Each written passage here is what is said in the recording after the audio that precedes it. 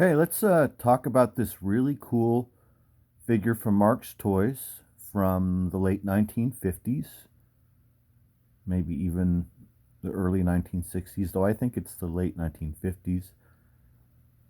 We'll talk a little bit about Rin Tin Tin and Corporal Rusty and this figure that Marx Toys produced in this odd large scale. So let me show you this figure. This figure measures 14 inches long and 8.5 inches tall.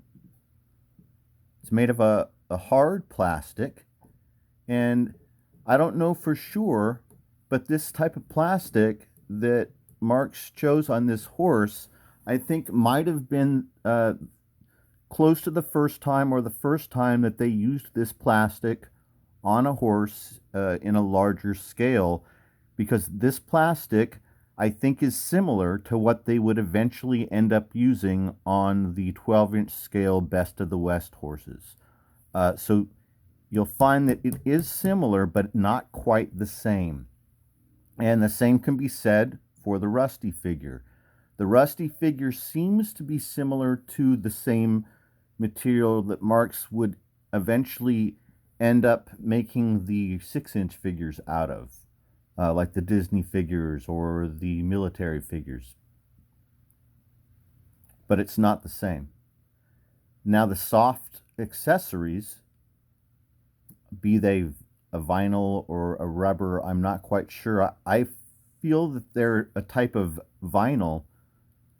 This also, in my opinion, is an early prototype for the eventual soft accessories that would accompany all of the 12-inch figures that Marx would make in the Best of the West line, and then the other lines like the Knights and the Vikings.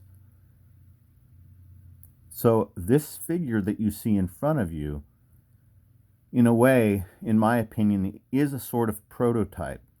And because of that, this figure notoriously has issues.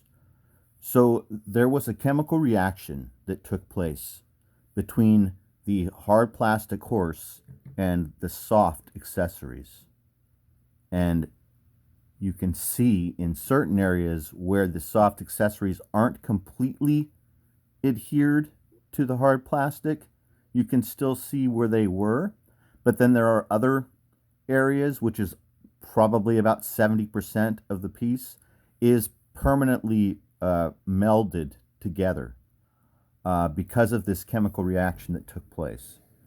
So these are very expensive if you can find them boxed with the accessories still, unopened, and with the reaction not taking place. So this is one of the accessories that comes loose. So let's take a close look at his hat. No, it's not focusing in. Anyway, it is focusing in on Rusty, though. So who was Corporal Rusty and who was Rin Tin Tin? Rin Tin Tin was a dog hero who had his own TV show in the 50s, from like 1954 to 1960 or so. Very popular. He was so popular that he had his own comic book series. You're looking at some comic books also from the exact same era. And then there were also toys.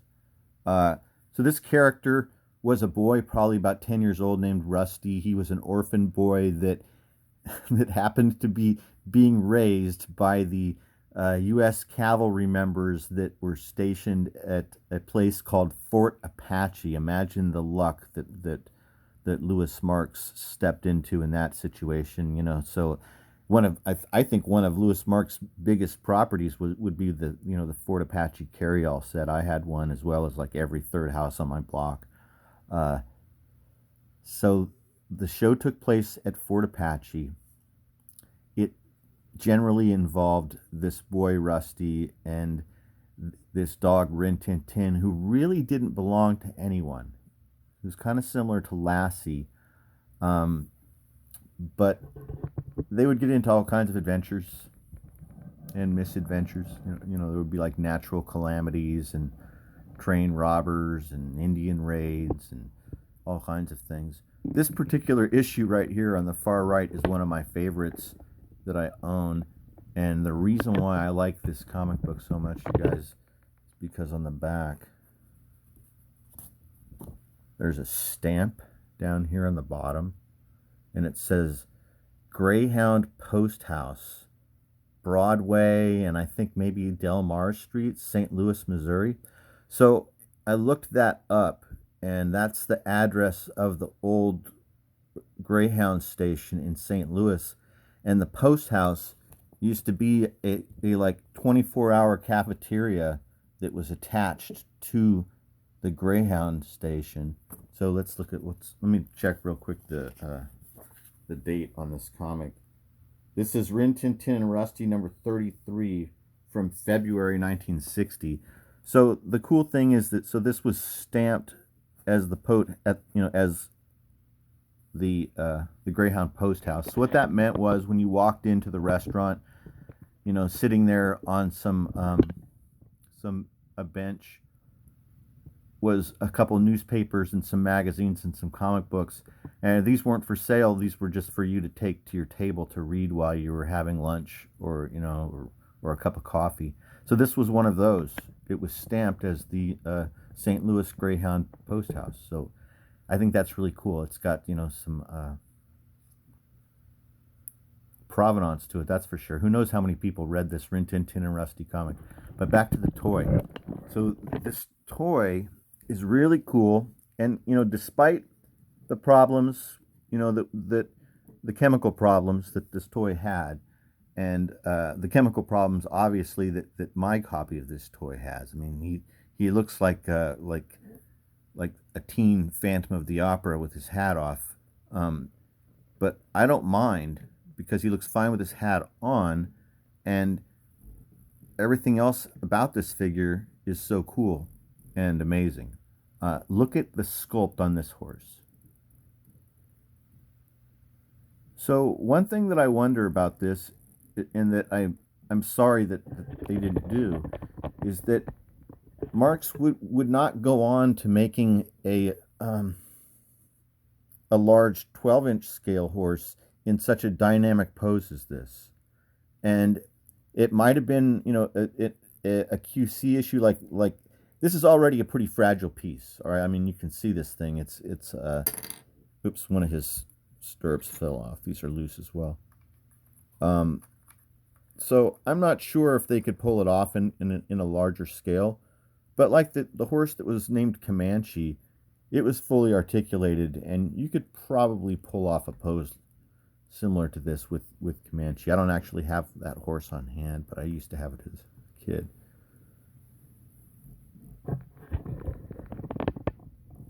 So this is a really, really cool piece in my opinion. I like it.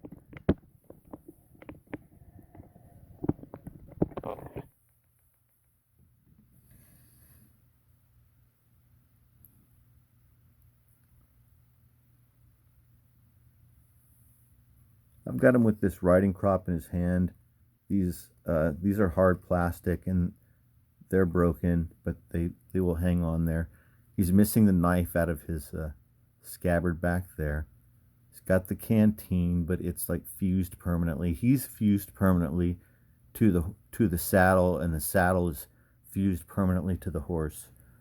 So there's no marking on this horse, unfortunately, man. I looked everywhere and I could not find, a standard Marx imprint or date anywhere.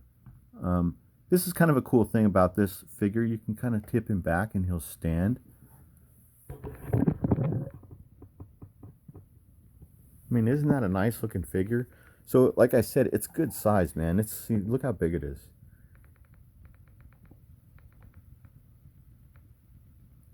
So I've got some of the West kids over here with this 6th scale German Shepherd that I picked up on, I think, Amazon. More copies of Rin Tin Tin and Rusty comic books. You can see it was popular, and I've got a large collection of these. Just an interesting concept. A TV show about an orphan boy in a living in a high degree of danger at all times, with this I don't know, sentient German Shepherd. I remember when I first told my kids about Rin Tin Tin, my son was like, "So can he talk?" And I was like, "No." And he's all, "Well, does he have like superpowers or something?" And I'm like, "No, he's just a dog. He's just like a standard German Shepherd, except I mean, he's a big one. He's like a larger than average German Shepherd. Like he could easily take on a couple coyotes and maybe go head to head with a wolf, or we've seen him do that. We've seen him go head to head with a small cougar or something, and he can pull some kids out of a fire. And but yeah, no superpowers, just a German Shepherd. But he's like I said, he's like sentient or something. Right? It's hard to explain. So that is the Rusty or Corporal Rusty riding the horse figure from the late 50s. That rifle won't come out either. It's like fused in there. Um, so this guy came in a box. I don't have a box. Uh, like I said, in the box, this is a pretty valuable figure, and unreacted. Oh, I was going to mention one other thing about the reaction. So in later years, which would be only about 4 or 5 years after this, Marx would perfect this. Okay, they would produce the Johnny West and Thunderbolt and all the other horses and all of the other figures with the soft accessories, uh, and it wouldn't have this reaction. In fact, it would be like super vinyl or super rubber or super plastic, because I have a ton of it, and here we are 55 or 60 years later, and none of it is dried or cracked. It's pretty interesting, and none of it has the reaction that this has. So this only happened with this early product, and it also happened at let me add at the end of the video. I've seen it happen in person. I, I, I remember it happening to my Silver, the horse Silver from the Gabriel Toys Lone Ranger and Silver toy line from the 70s. So I remember it happening to my horse, to my Silver horse. Those black accessories had the reaction on that white horse, and they stuck to it and kind of oddly melted to it. And this was only about 5 years after the toy was new. So similar to probably what happened to this toy. Um, so yeah, interesting stuff. I have seen a reaction happen in person recently when I opened up a mint in box accessory pack inside of a Marx Best of the West Princess Wildflower. As soon as I opened and it was from 1974, as soon as I opened the plastic bag and set it down, and then opened the other accessory bag, when I went back to the first bag within a matter of 5 or 10 seconds, the entire inside of the bag was coated with like uh, a chemical sweat or moisture, and all of the soft accessories were coated with like this weird oil.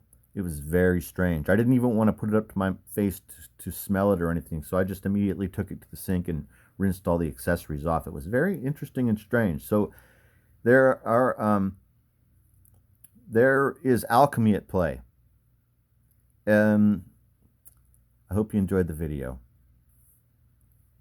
Have a great day. Thanks for watching. Bye.